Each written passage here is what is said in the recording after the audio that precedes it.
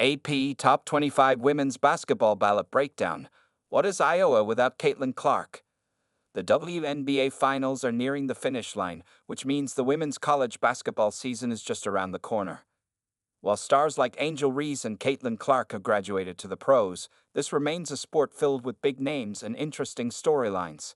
ACC Rookie and Defensive Player of the Year Hannah Hidalgo returns to Notre Dame, joined in the backcourt by former All-American Olivia Miles, who is now healthy.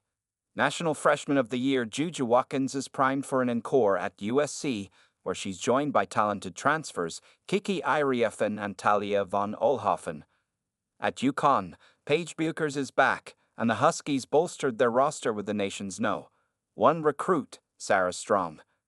And then, down at South Carolina, the reigning national champs bring back Tehaina Paupau, Tessa Johnson, Malaysia Fulwiley, Chloe Kitts, and other exceptional players as Dawn Staley's side attempts to repeat. A week ago, I turned in my preseason ballot for the Associated Press Top 25 poll, which was announced in full on Tuesday. Here are the 25 best teams in the country, according to me, as we enter the season. Will Fairfield be good again? 25, Fairfield. 24, Gonzaga. 23, Stanford. 22, Miami. 21, Louisville. I wrote about the Stags a handful of times last season, how they have a unique position group name, how they made a clever resume in an attempt to crack the AP Top 25 poll, and how they won 29 straight games. Fairfield had its best season in program history last year, going 31-2. The Stags only lost 2 games, falling on the road at Vanderbilt, and then in the first round of the NCAA tournament at Indiana. After declining interest from some other major programs in the offseason and signing a 3-year contract extension, head coach Carly Thibault Dudonis is back, as her 4 starters and 91% of the Stags scoring from last season, including Janelle Brown and Megan Anderson. We found out pretty earlier how legit Fairfield is when it comes to competing on the national level, with non-conference games against Arkansas, Oklahoma State, and Villanova. What is Iowa without Caitlin Clark? 20, Iowa. 19, Baylor. 18, West Virginia. 17, Creighton. 16, Kansas State. It feels like a lot of folks are overlooking and dismissing the Hawkeyes simply because Caitlin Clark is no longer draining logo threes for them. And indeed, that's a major loss, obviously.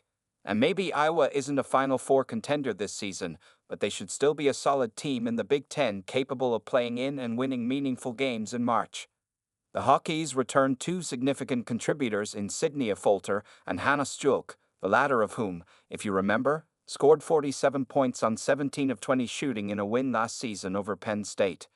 And then Iowa went and got one of the best scorers out of the portal in Villanova's Lucy Olson, who was 4th in the nation in scoring with 23.3 points per game last season. In this new era of Iowa basketball under Jan Jensen, Iowa will be just fine. How fast will Kentucky bounce back under Kenny Brooks? 15, Ohio State. 14, Kentucky. 13, LSU. 12, Maryland. 11, Duke.